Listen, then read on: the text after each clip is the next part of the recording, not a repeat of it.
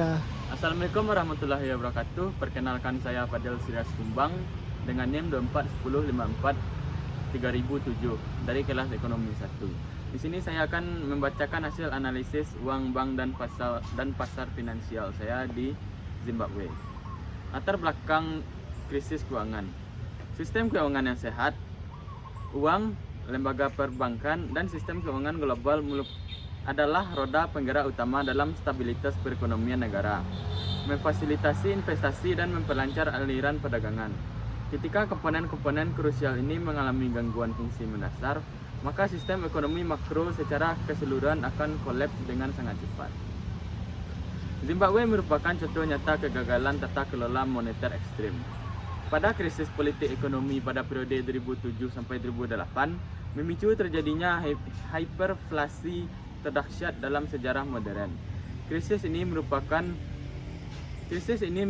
total fungsi mata uang domestik dan memaksa negara tersebut merombak seluruh infrastruktur perbankan negaranya. Fokus masalah dan tujuan analisis dalam makalah tersebut adalah evolusi moneter, kondisi perbankan, dan reformasi dan solusi. Runtuhnya Zimbabwe dolar. Pemicu spiral hyperflasi di Zimbabwe yaitu kehancuran produktivitas sektor pertanian nasional, ketidakstabilan kondisi politik dan runtuhnya iklim investasi, dan bank sentral secara gila-gilaan mencetak uang kertas demi menutup lubang defisit anggaran belanja negara. Hyperflasi terburuk dalam sejarah. Tingkat inflasi tercatat pada bulan November 2008 mencapai 79,6 bilion persen. Sebuah rekor malapetaka ekonomi dunia di mana harga-harga barang berlipat ganda hanya dalam hitungan jam. Nominal kehilangan makna. Bank Zimbabwe terpaksa merilis uang kertas fantastis hingga pecahan 100 triliun dolar. Triliunan dolar lokal ini bahkan tidak lagi cukup untuk membeli sekeranjang kebutuhan makanan pokok harian akibat depresiasi masif. Dolarisasi dan sistem mata uang. Untuk menyelamatkan darurat moneter di Zimbabwe, pada tahun 2009, pemerintah secara resmi melegalkan penggunaan mata uang asing seperti dolar AS dan Rand Afrika Selatan.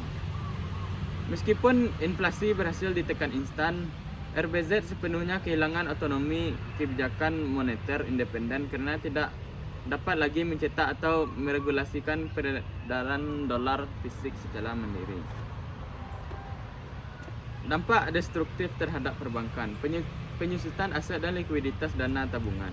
Hiperflasi melelehkan nilai tabungan nasabah di bank dalam waktu semalam, memicu hilangnya kepercayaan publik secara total terhadap perbankan nasional.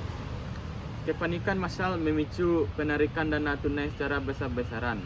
Minimnya likuiditas menyisakan bank dalam kondisi krisis tanpa cadangan kas memadai. Kredit macet dan NPL yang melejit.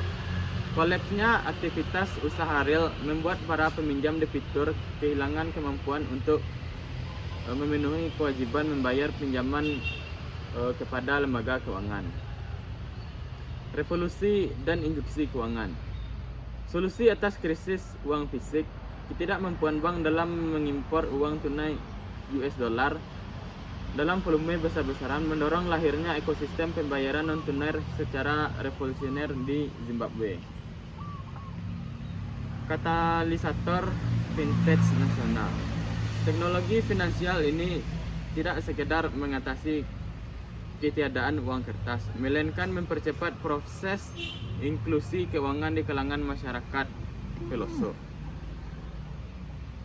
Peran dan strategis pasar modal. Jangkar pendanaan sektorial, pasar keuangan yang sehat mutlak diperlukan agar ekonomi kembali bergeliat. Melalui Zimbabwe Stock Exchange, perusahaan dapat melakukan mobilisasi modal jangka panjang. Rekomendasi dan kebijakan kesimpulan.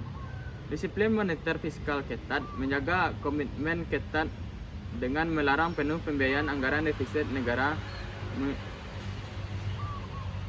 menggunakan pencetakan uang tanpa dijamin devisa. Yang kedua, restorasi kepercayaan publik. RBZ harus memperkuat transparansi guna meyakinkan masyarakat kembali menggunakan instrumen keuangan dalam mata uang domestik secara bertahap. Pengembangan sektor strategis menjadikan sektor pertambangan dan pertanian sebagai prioritas pemulihan untuk memproduksi devisa yang memperkuat cadangan eksternal nasional. Terima kasih, sekian presentasi uang bank dan finansial dari saya. Saya ucapkan assalamualaikum warahmatullahi wabarakatuh.